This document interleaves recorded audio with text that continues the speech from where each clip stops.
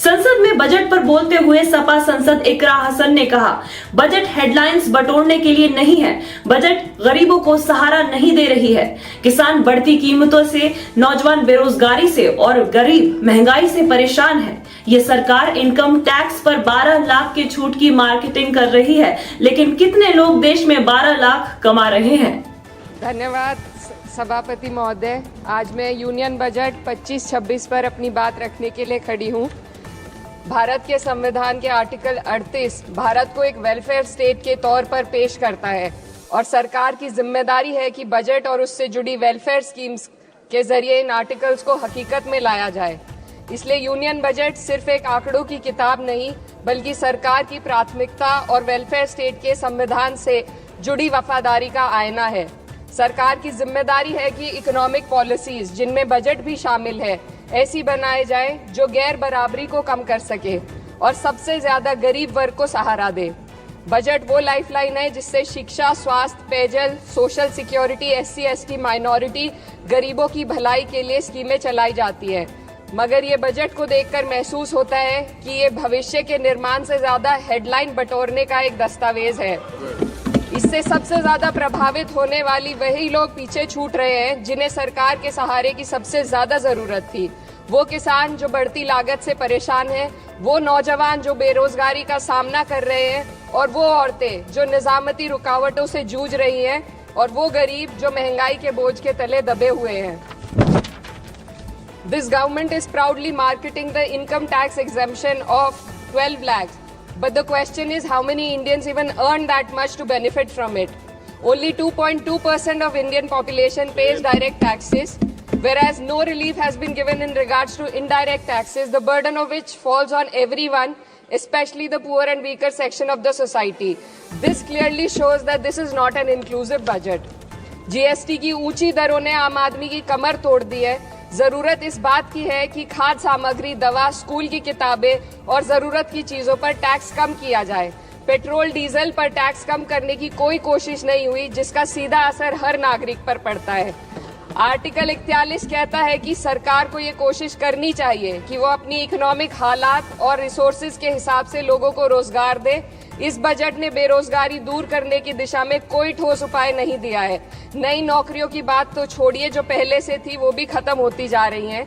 Skill development programme के नाम पर करोड़ों खर्च किए जा रहे हैं, मगर सवाल ये है कि ट्रेनिंग लेने के बाद कितने नौजवानों को असल में नौकरी मिल रही है। सरकार के पास इसका भी कोई आंकड़ा नहीं है।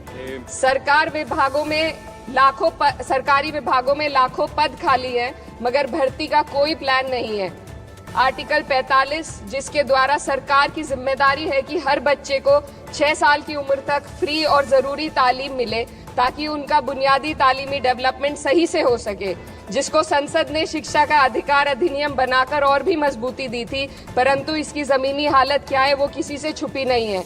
नगरीय क्षेत्रों में सरकारी स्कूलों में शिक्षक न होने की वजह से स्कूल बंद हो रहे हैं तथा दूरस्थ ग्रामीण क्षेत्र के स्कूलों में टीचर ही नहीं पहुंच पा रहे हैं।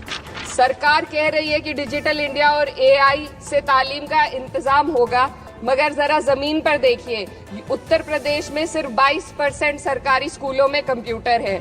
मेरे संसदीय क्षेत्र कैराना में कई सरकारी स्कूल शिक्षक न होने की वजह से बंद हैं और मदरसा एजुकेशन के बजट में 57% की कटौती कर दी गई है। क्या यही सबका साथ सबका विकास है? इसी तर्ज पर अस्पताल हैं जहां पर डॉक्टर नहीं है। आर्टिकल 47 अच्छी सेहत और जिंदगी के स्टैंडर्ड को बेहतर बनाने की आवश्यकता पर जोर देता है। राज्य की जिम्मेदारी है कि लोगों की सेहत और उनके वेलबींग को बेहतर करने के लिए जरूरी कदम उठाए, लेकिन हकीकत यह है कि इस बजट का सिर्फ 2% ही आम जनता तक पहुंच पाता है। शामली जिले में 84 डॉक्टर की पोस्ट स्वीकृत है, मगर सिर्फ 29 डॉक्टर काम कर रहे हैं और गायनोकोलॉजिस्ट मात्र 1 है। दवाइयों की कीमतें बढ़ती जा रही हैं, मगर गरीबों के लिए कोई राहत नहीं है। सरकार ने महिलाओं के लिए बजट बढ़ाने का दावा किया, मगर 81% इसका बजट सिर्फ पोषण योजनाओं में डाला गया है। महिलाओं के रोजगार, उनके इकोनॉमिक इंडिपेंडेंस और सुरक्षा के लिए कोई ठोस योजना नहीं बनाई है। बेटी बचाओ बेटी पढ़ाओ का बजट घटा दिया गया, जिससे साफ है कि ये सिर्फ नारेबाजी थी और कुछ नहीं। किसानों की बदहाली हम सबके सामने है, लगातार चलती आ रही है। 2016 में कहा गया था कि 2022 तक किसानों की आमदनी दोगुनी होगी, मगर 2025 आ गया और एमएसपी पर कोई ठोस गारंटी आज भी दी नहीं गई है। गन्ना किसानों का बकाया अब तक नहीं मिल पा रहा है और तो और उत्तर प्रदेश में अभी तक गन्ना मूल्य भी तय नहीं किया गया है। डीएपी, यूरिया और खाद की कमी से परेशान किसान आज भी सड़क पर प्रदर्शन कर रहे हैं। मजदूरों के लिए जो सबसे बड़ी योजना मनरेगा थी, सरकार कहती है कि मनरेगा ग्रामीण भारत की रीढ़ है, मगर बजट में कोई भी बढ़ोतरी नहीं मिलना बहुत शर्मसार है। औसतन 44 दिन का ही रोजगार मिल रहा है, जबकि स्कीम 100 दिन की गारंटी की होती है। भारतीय रेलवे देश के लोगों की जीवन रेखा है और इसी से यहाँ के लोगों की आर्थिक एवं सामाजिक जिंदगी चल रही है। देश के हर हिस्से को रेल कनेक्टिविटी से जोड़े जाना सरकार की कल्याणकारी नीति का हिस्सा है। मेरे संसदीय क्षेत्र कैराना के रेलवे से जुड़ी 2 मांगे लंबे समय से लंबित हैं। दिल्ली शामली सहारनपुर रेल लाइन का दोहरीकरण और पानीपत शामली मेरठ लाइन का सर्वे अति शीघ्र ही कराए जाने की बहुत पुरानी मांग को बजट में शामिल किया जाना चाहिए। देश भर में बिजली की दरें बेहद असमान हैं।